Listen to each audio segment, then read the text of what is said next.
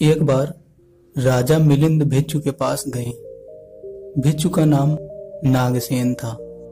राजा ने भिक्षु से पूछा, महाराज, एक बात बताइए, आप कहते हैं कि हमारा व्यक्तित्व स्थिर नहीं है, जीव स्वयं में कुछ नहीं है, तो फिर जो आपका नाम नागसेन है, यह नागसेन कौन है? क्या सिर के बाल नागसेन हैं? भिक्षु ने कहा, ऐसा नहीं है। राजा ने फिर पूछा, क्या ये दांत, मस्तिष्क और ज्ञानेंद्रिया नागसेन है? भिक्षु ने कहा, नहीं। राजा ने फिर पूछा, फिर आप बताएं, क्या आकार, संस्कार, समस्त वेदनाएं नागसेन हैं, या इनके बाहर ऐसी वस्तुएं हैं जो नागसेन हैं? भिक्षु ने कहा, नहीं।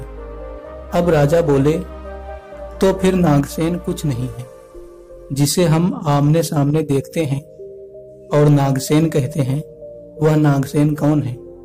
अब भिक्षु ने राजा से पूछा, राजन, क्या आप पैदल आए हैं? राजा ने कहा, नहीं, रथ पर। भिक्षु ने पूछा, फिर तो आप जरूर जानते होंगे कि रथ क्या है, क्या यह पताका रथ है?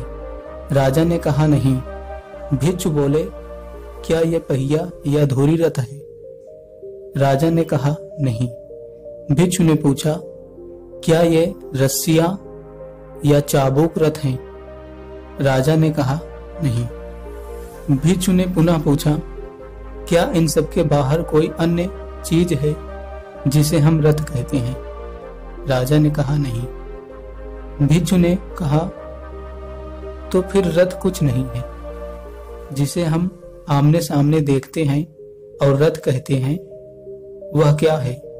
राजा ने कहा, इन सब चीजों को साथ होने पर ही इसे रथ कहा जाता है। भिक्षु ने कहा, राजन, इसमें ही आपकी जिज्ञासा का हल छिपा है। जिस प्रकार इन वस्तुओं के उचित तालमेल से रथ का निर्माण हुआ है, ठीक उसी प्रकार अग्नि, पृथ्वी, आकाश, जल और वायु, इन सभी तत्वों के समुचित संयोजन से शरीर नागसेन बना है, इसके अतिरिक्त कुछ नहीं। भिक्षु राजा को व्यक्तित्व के बारे में विस्तार से बताते हैं। किसी वस्तु को सही आकार इसके घटकों के उचित संयोजन से ही मिलता है।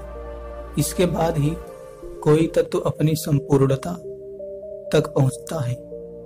व्यक्तित्व का संबंध उन गहराइयों से है जो हर क्षण हमारे व्यवहार, आचरण और चेष्टाओं में अभिव्यक्त होती रहती है। स्पष्ट है, व्यक्तित्व का अर्थ केवल व्यक्ति के बाह्य गुणों जैसे रूप, रंग, चाल ढाल, पहनावा, बोलचाल आदि से नहीं है। इसके अतिरिक्त गुणों से भी है, जैसे चरित्र, बल, इच्छा शक्ति, आत्मविश्वास, मन की एकाग्रता आदि। इस प्रकार व्यक्तित्व का अर्थ व्यक्ति के बाह्य गुणों एवं आंतरिक गुणों के योग से ही बनता है। वास्तव में आंतरिक गुणों के विकास से ही आपके व्यक्तित्व को संपूर्णता प्रदान होती है, जिसे संपूर्ण व्यक्तित्व कहते हैं, जो किसी भी क्षेत्र में स्थायी सफलता का प्रमुख अंग है।